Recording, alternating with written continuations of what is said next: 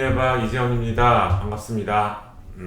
오늘 또 유튜브 촬영에 같이 참여해주신 저희 부원장님, 안녕하세요. 인사 주시죠. 부원장 임미경입니다. 좀 오랜만에 또 뵙게 되는 것 같아요. 추석이 지나가면서 너무 정신없는 날들을 보냈던 것 같네요. 자, 저희가 계속 우려를 하고 있었던 내용이기는 해요. 근데 최근에 저희 병원에 제가 출근해 보니까 그 식약처 근무하는 선생님이 한 분이 방문을 하셨더라고요. 그래서 이야기를 좀 들어보니까 요즘 ADHD 치료제, 컨서타, 메디키네 이제 이런 치료제들 처방량이 너무너무나 많잖아요. 그래서 그거에 대해서 이제 식약처에서 단속을 하는 모양이에요.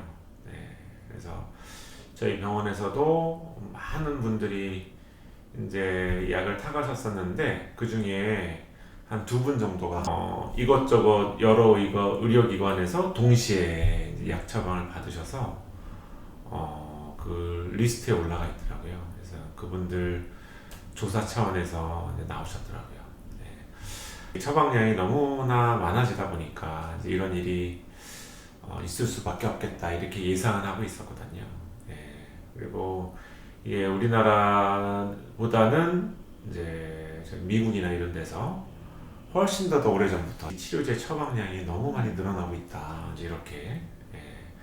그래서 최근에 또 이제 뉴스 이런 것들을 검색을 해보니까 ADHD 치료제가 뭐 전 세계적으로 요즘 풍기라고 그러더라고요. 그래서 저희 나라에서도 뭐 특정 밀리그램 뭐 이런 컨서타는 부족해가지고 그래서 처방을 못 받으시는 분들도 생길 정도로 ADHD 치료제 처방량이 굉장히 많은 것 같아요. 그래서 오늘 그거에 관련된 이야기를 한번 해볼까 합니다. 그래서 일단은 첫 번째는 왜 이런 문제가 자꾸만 생기는지, 그리고 이제 두 번째는 이런 문제에 대해서 어떻게 저희가 이제 어떤 시선으로 바라보고 대응을 해야 될지, 그래서 이런 부분에 대해서 이야기를 해보면 좀 좋을 것 같아요.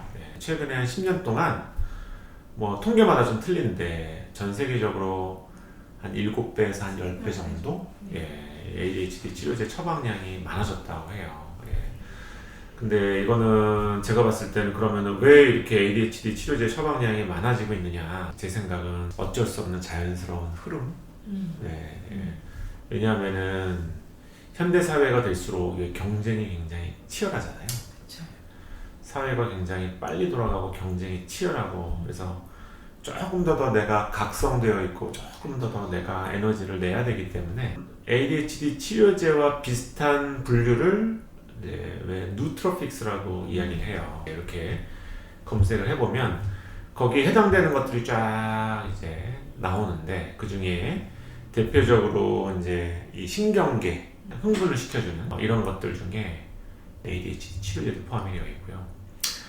또 하나 포함이 되어 있는 게 카페인이 그 안에 포함이 되어 있어요. 그래서 우리나라도 지금 커피 사용량이 어마어마하게 증가를 하고 있잖아요. 그리고 고카페인 음료 뭐 이런 것들도 막 불티나게 팔리고 있고, 그래서 사람들이 조금 더 깨어있으려고 하는 거죠. 이 커피는 사실은 도파민과 관련이 되어 있는 이 메커니즘은 알려져 있지가 않거든요. 이 의존성이 생기는 게 그냥 내가 조금 더 깨어있고 각성 상태에서 뭔가 좀 더 퍼포먼스를 내기 위해서 이제 커피를 이제 이용하게 되는 경우가 많은데, 또 하나 거기 들어가 있는 것 중에 이제 니코틴도 하나가 포함이 되어 있어요. 그래서 담배 이런 게 좀 더 진화를 해서 이제 전자담배나 이제 이런 형태로 니코틴을 흡입할 수 있는 도구들이 더 많아지다 보니까 전체 담배 판매량도 사실은 앞으로 더 늘 것으로 예상이 되는데, 거기다가 이제 대체제로 니코틴 같은 이런 전자담배들이 이제 합세를 해서 이제 이런 걸 이용하는 인구는 사실은 더 많아지고 있는 거죠. 그래서 우리 사회가 점점 경쟁이 치열한 사회로 진입이 되고 있기 때문에 이런 일이 일어나지 않나 싶고요. 이런 문제의 위험성을 다룬 영화도 이제 있고요. 리미트리스라고. 제가 이제 유튜브 영상에서 몇 번 소개를 해드린 적이 있었는데, 어떤 한 분이 어떤 알약을 하나 받게 되는데 그 약을 먹고 난 다음에 너무 그 사람이 바뀌어버린 거죠. 180도로. 그래서 이제 연산 속도도 빨라지고 약간 좀 영화니까 과장된 부분이 있어요. 네. 그래서 뭔가 본인한테 막 능력이 생기니까 그걸로 사람들의 주목을 받게 되고 돈을 더 벌 수 있게 되고 그러니까 이 사람은 자기 인생을 이렇게 바꿔놓은 그 약을 끊을 수가 없는 거예요. 그렇죠. 근데 약을 복용을 하면 할수록 나한테 부작용이 막 생기는 거죠. 예, 똑같네요. 뭔가 예, 그죠. 예.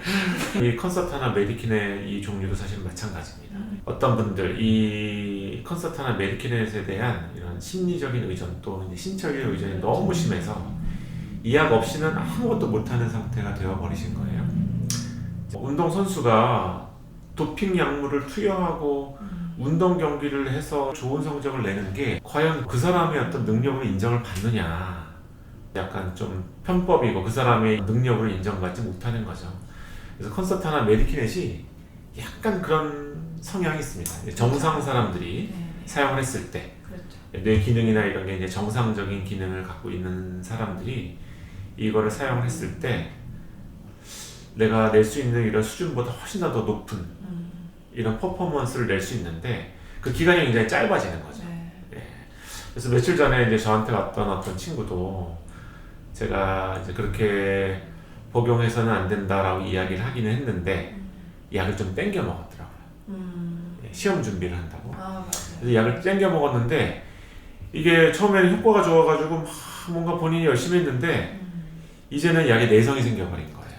예, 그래서 더 이상 이제 시험 기간이 이제 바로 코앞으로 닥쳤는데 오히려 지금부터는 더 무기력하고 집중이 더 안 되는 거죠. 그런데다가 이제는 약을 미리 처방해 줄 수 없다 이렇게 이야기를 했더니 그러면 이제 본인이 퍼포먼스를 확 내기가 어려운 상태가 되니까 굉장히 당황스러워하는. 저희가 뉴로모듈레이션이라고 하는 뇌자극술을 하고 있는데 이 뇌자극술 책에도 그런 설명이 나와요. 만약에 내가 가지고 있는 능력은 어느 정도 되는데 이게 제대로 발휘하기 어려운 어떤 장애를 가지고 태어났을 때 예를 들면 뭐 발달장애라든지 뭐 이런 게 있을 때는 이 뭐 뉴로모듈레이션도 그렇고 이 컨서타나 메디키넷 이런 걸 썼을 때 이게 좀 개선이 되고 나중에는 약이 없어도 이 개선 상태가 유지가 되는 이런 치료로 개념으로 이용할 수가 있는 건데 근데 그렇지 않은 나는 이미 이제 정상적인 퍼포먼스를 낼 수 있는 상태인 거예요.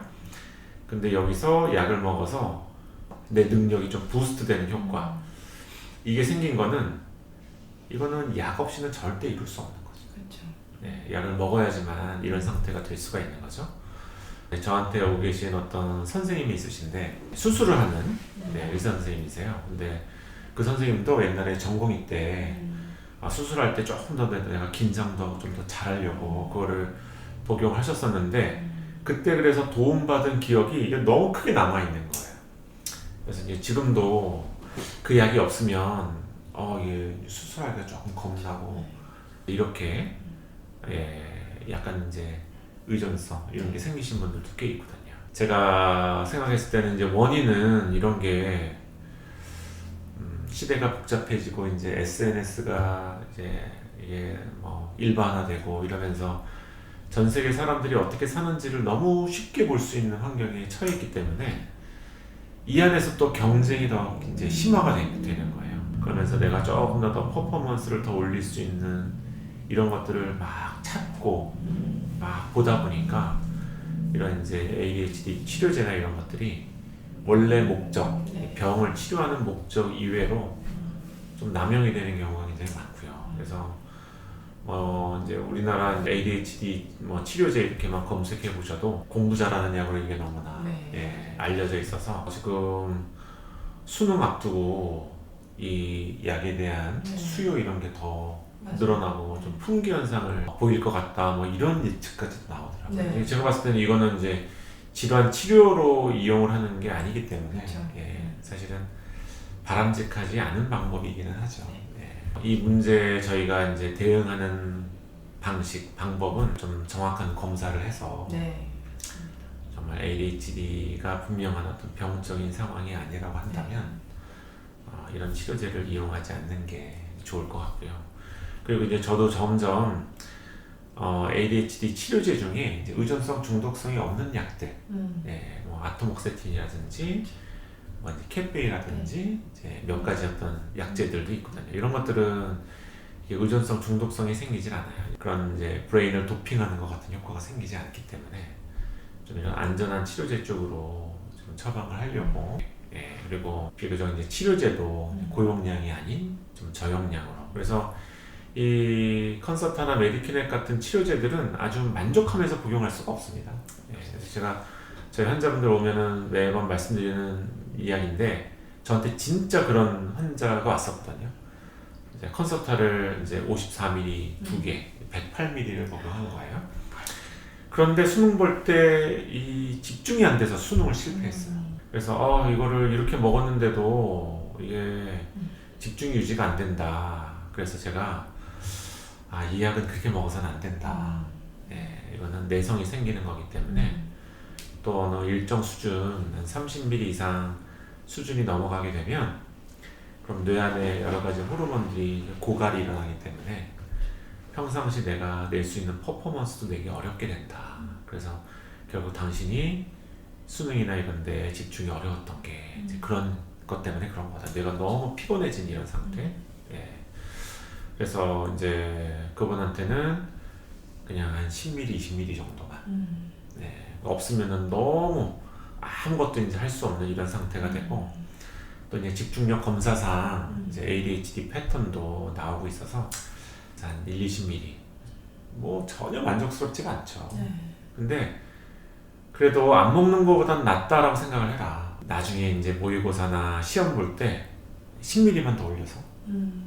그래서 30ml 이내에서 아주 수능도 잘 보고 이래서 좋은 대학 갔던 이런 친구도 있거든요. 그래서 이거는 아주 내가 내 욕심을 다 챙길 수 있을 만큼 이렇게 사용을 해서는 사실은 뇌 건강 상태 유지하기도 어렵고, 그리고 몸에 무리가 되기도 하고, 이런 것들로 심리적인 의존성 이런 것들이 생기기 때문에 결국 나중에 내가 능력이 있어도 뭔가 약이 없으면 안 될 것 같고, 이래서 능력 발휘가 좀 어려운 이런 상태를 만들기가 쉬워요. 그래서 이거는 공부라든지 아니면 직장 생활이나 이런데 ADHD 증상 없이 뭔가 좀 더 퍼포먼스를 잘 내기 위한 목적으로 욕심을 내지 않고 사용을 하는 게 가장 좋지 않을까, 이렇게 생각이 돼요. 그리고 또 이제 얼마 전에 왔던 어떤 친구는 약을 아침 점심으로 이렇게 먹었더라고요. 그렇게 되면 이게 아침에만 복용을 해도 결국 밤에 수면이 어려워지거든요. 근데 아침 점심 먹으면은 이거는 거의 뭐 수면은 거의 망가진다고 봐야 돼요. 그래서 ADHD 치료제는 만약에 ADHD 문제가 있어서 복용한다고 하더라도 이거는 아침에만, 너무 고용량 욕심을 내지 말고, 그리고 이제 안 먹는 것보다는 내가 약을 먹음으로 인해서 도움이 된다, 이렇게 생각을 하고, 너무 고용량을 복용하고 있으면은 이거를 확 줄이게 되면은 아마 굉장히 무력하고 집중이 굉장히 안 되는 이 금단이거든요. 금단 현상이 또 생길 거예요. 근데 금단 현상 계속 지속이 되지 않거든요. 한 2, 3주 이렇게 지나가게 되면 또 이제 서서히 금단 현상이 없어지면서 집중이 되는 상태가 되게 됩니다. 그래서 그렇게 약간 쉬는 과정을 거쳐서 약 너무 고용량이었다면 그걸 좀 줄이시고 좀 건강하게 나의 어떤 병 치료를 위해서 이용하는 쪽으로 이 컨서타나 메디키넷이 이용이 돼야 되지 않을까, 이렇게 생각이 됩니다. 저희가 이제 강남에 있다 보니까 더 먼저 오셨던 것 같아요. 그래서 이 방송을 보고 계신 이제 많은 정신건강 원장님들도 향정 관리 잘 이제 해 놓으시고, 그리고 이제 처방이나 이런데 조금은 더 정확하게 근거를 가지고 이제 처방을 하고 이렇게 준비를 해 놓으셔야 불시에 찾아오는 이런 지도 점검에도 대응이 좀 원활하게 되시지 않을까, 이렇게 생각이 됩니다. 자, 오늘 뭐 제가 이제 원장이고 책임감을 느끼다 보니까 이것저것 생각이 조금 많아져가지고 제가 좀 장황하게 말씀을 드렸습니다. 궁금하셨던 분들에게 좀 도움이 되셨으면 좋겠네요. 이만 마치도록 하겠습니다. 경청해 주셔서 감사합니다.